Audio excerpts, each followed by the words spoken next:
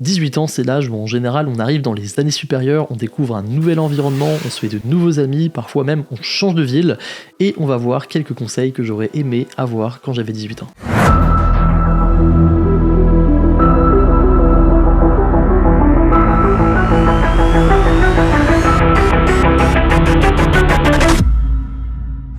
Premièrement, si on ne l'a pas assez fait au collège ou peu au lycée, ça va être d'apprendre à développer son aisance à l'oral. C'est vrai qu'en général, il y a peu de gens qui participent en cours, on est tenté, moi le premier, juste de se poser et d'attendre ce qui se passe. Mais en fait, voilà, les années supérieures, ça va être un nouveau départ. Si tu l'as pas encore fait au lycée, profites-en, parce que rien que le fait de prendre la parole comme ça, devant un groupe d'individus, devant une classe, devant peut-être un amphi, ça va améliorer considérablement ton aisance à l'oral. Et en fait, c'est vraiment déterminant, parce que jusqu'à présent, au collège, lycée, on n'a pas vraiment eu à postuler un emploi, on n'a pas vraiment eu à se vendre en tant que tel, mais justement à partir des années supérieures, quand il va falloir trouver un stage, une offre d'emploi, négocier son salaire, ça va être hyper important en fait d'être à l'aise, de savoir convaincre et juste d'échanger avec l'interlocuteur de façon claire, précise et de montrer qu'on a de l'assurance. C'est vraiment le meilleur moment pour s'améliorer, en plus avec des sujets qui vont être plus poussés qu'au collège ou même au lycée, on espère même que c'est des sujets qui t'intéressent vu que tu as choisi tes études, donc profites-en, fais-toi kiffer, et puis même si c'est un petit peu dur au début, d'une façon générale, il va falloir vraiment identifier tous les skills qui pourront te servir toute la vie. Ça c'est vraiment un des plus gros skills à connaître. L'aisance à l'oral, c'est partout pour défendre une idée, pour parler avec tes amis, pour rencontrer quelqu'un. Il y a vraiment un potentiel de fou, et en fait si t'es timide, c'est vraiment le meilleur moyen pour se lancer sans trop de risques, juste participer en cours. Tu vas voir que déjà le cours va être plus intéressant, et puis tu vas être de plus en plus à l'aise à l'oral. Avant d'être heureux à plusieurs, apprends à être heureux seul. C'est ok de parfois être seul, de pas forcément toujours être avec quelqu'un, ça vaut pour ses amis ou encore ses relations amoureuses. C'est vrai que parfois, quand on n'est pas en couple, on a envie de l'être, quand on n'est pas avec ses amis, on a envie d'être avec ses amis. Et en fait, si on se repose sur le bonheur que peut nous apporter les autres, le jour où on les a pas, ça va être beaucoup plus difficile pour nous et on va pas forcément penser à un bon moment. C'est vrai qu'il y a pas mal d'étudiants en fait à 18 ans qui vont quitter le foyer familial, et même si par exemple ils se retrouvent en résidence étudiante, on est quand même à la fin de la journée seul dans notre appartement, et c'est important justement d'apprendre à nous connaître, à nous aimer pour être heureux quoi qu'il arrive et de pas forcément avoir le besoin d'une compagnie. Alors j'ai dit que c'est important que avant d'être heureux à deux, il faut apprendre à être heureux tout seul, mais une chose quand même très importante quand on débarque un peu dans cette nouvelle vie, ça va être tout de même de chercher à se faire des amis, à découvrir de nouvelles personnes, en fait d'être ouvert. Un point que je voudrais souligner, ça va être en fait la diversification dans nos relations. Par exemple, moi j'ai fait une école de commerce et c'est vrai que j'aurais aimé me faire plus d'amis qui soient en école d'ingénieur, en fac, pour avoir une diversité, parce que parfois à force d'être tout le temps avec des gens de la même école, de la même mentalité, ça nous pousse pas forcément à nous ouvrir aux autres et à comprendre la vie d'autres personnes. Et quand ça m'arrivait d'être en soirée exclusivement avec des gens de fac ou d'école d'ingénieur, en fait on voit qu'il y a certaines différences, on n'y est pas préparé, c'est toujours un petit peu bizarre, donc quand même important d'être ouvert, d'avoir vraiment des potes de plein de cursus différents. Ça c'est cool, ça donne une ouverture et puis ça nous fait grandir. Mais c'est vrai que tout de même, une chose importante, surtout en première année, ça va être de se faire son petit groupe de potes sur lequel on pourra compter. Et puis après, même si ça peut évoluer, ce groupe de potes, d'amis, ça peut être potentiellement des amis que tu gardes après à vie. Donc c'est vraiment important d'avoir une petite base solide sur laquelle compter, plutôt que de parfois se balader en fait de groupe en groupe sans jamais être à fond dans l'un ou dans l'autre. Alors ça peut convenir à certaines personnes, mais je pense que c'est pas forcément l'idéal justement pour se forger un petit groupe d'amis solide, on va tenir d'année en année et qui se perdra pas même si on n'est pas dans la même classe ou si on n'a pas des activités en commun. Mine de rien, ça paraît pas comme ça, mais les études c'est quand même une période assez courte, que ce soit 1, 2, 3 ou 5 ou 8 ans, ça reste quand même tellement court par rapport à mettons 40 ans de travail. Donc en fait, c'est là où il faut en profiter pour se voir, parce qu'après ces moments seront de plus en plus rares. Et choisis quand même bien tes relations, des gens qui partagent les mêmes centres d'intérêt ou qui sauront te pousser, parce que tu es la moyenne des 5 personnes que tu fréquentes. Ok, point suivant, dépense bien et pas dans tes choses futiles. Il y a une citation que j'aime bien qui dit « On n'est pas assez riche pour acheter de la mauvaise qualité ».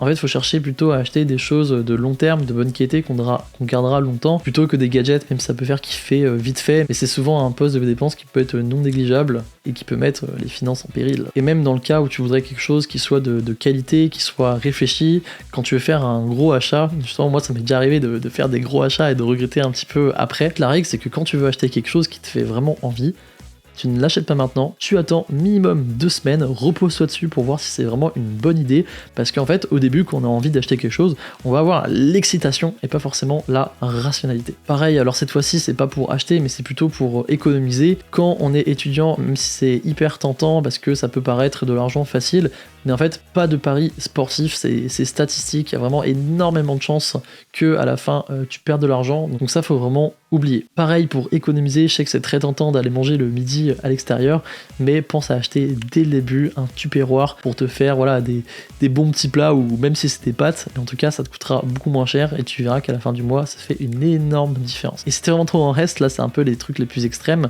mais il existe des épiceries solidaires, renseigne-toi, où tu peux acheter vraiment beaucoup de choses pour des étudiants à 5, 6, 7 euros avec plein de légumes, des produits d'hygiène, donc ça aussi il faut se renseigner, mais il y a des solutions qui existent si vraiment tu n'as pas trop d'argent. Alors moi j'aime plein de choses, je me lance dans plein de projets en même temps, mais ce que j'aurais bien aimé quand même qu'on me dise en première année, c'est essayer de se fixer 2 objectifs dans le semestre qu'on tient quoi qu'il arrive. Parce qu'en fait ce qui se passe c'est que c'est cool d'avoir plein de projets, d'avoir plein d'idées, mais c'est quand même assez compliqué, surtout quand on a 18 ans, quand on débarque, de se focus et en fait faire toutes les activités. Ça veut dire aussi ne pas faire bien toutes les activités d'un coup. Étape par étape, fais-toi 2 objectifs dans le semestre, pas plus, pas moins, et essaie de les atteindre à tout prix, sinon on se perd quand on a trop de choses à penser. Donc je sais pas, par exemple pour sa santé, ça va être de se dire de faire 3 fois du sport par semaine, ou alors si on a un projet par exemple de monter une association ou de créer son statut auto-entrepreneur pour devenir par exemple freelance en vidéo, et ben en fait on va s'y tenir, on va apprendre voilà, peut-être 2 heures chaque semaine, les compétences dont on a besoin pour faire nos projets, et ça, en fait, on s'y tient, ça va vraiment donner une ligne directrice. C'est vrai que si j'avais su qu'on ne risquait pas grand-chose et que c'était aussi simple d'avoir un statut auto-entrepreneur, je pense que j'aurais commencé mes activités dès ma première année, et là, je serais beaucoup plus avancé aujourd'hui, mais bon, au regret rien, déjà faire quelque chose pendant ses études, que ce soit en première, deuxième, troisième année, ou même en master, c'est déjà cool, ça démarque des autres, et on demande que ça.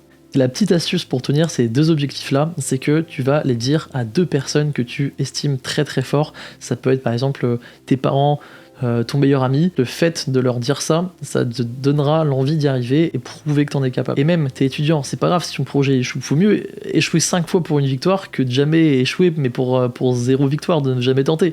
En fait, ça permet vraiment d'avoir une expérience, de se relever. Et surtout que maintenant, il y a tellement de ressources, tu peux te former toi-même et puis apprendre énormément de choses.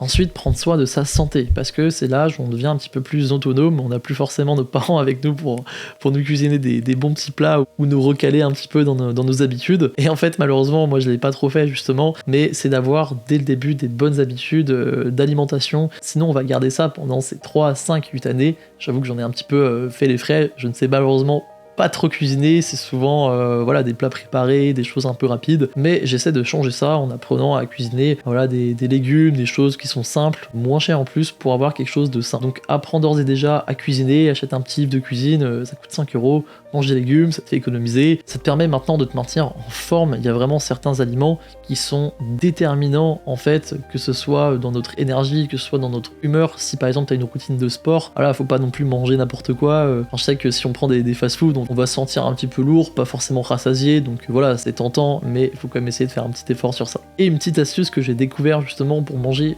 plus sain et être moins tenté quand on fait les courses, en fait, va faire les courses après que t'aies mangé, ou en tout cas à une heure qui ne soit pas proche de l'heure du repas. Tu seras beaucoup moins tenté par les petites friandises parce que tu n'auras pas faim lorsque tu te fais des courses, et ce sera des courses beaucoup plus rationnelles. Ça pour le coup c'est vraiment un vrai cheat code, parce que même parfois quand on ne peut pas et qu'on fait des courses alors qu'on a faim, en vrai, on est quand même tenté d'acheter des petits trucs et puis c'est un peu compliqué. Alors qu'en vrai, si t'as mangé et si t'en peux plus, en fait, t'achètes juste les trucs, tu te dis bon bah ça serait bien de les manger quoi. Mais ça va pas être de la friandise.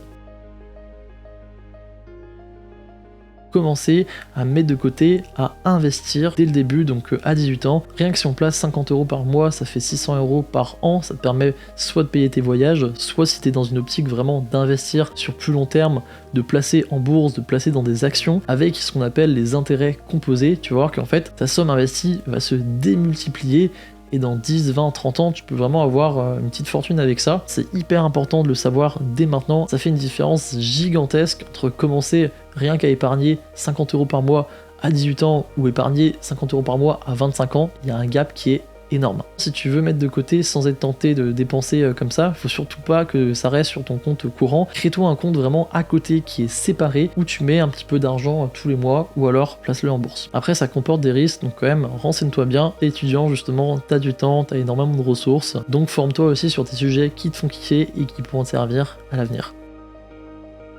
Donc voilà, si tu appliques ces conseils dès maintenant, je peux t'assurer que ça fera une différence énorme quand tu seras diplômé et même au cours de ton cursus.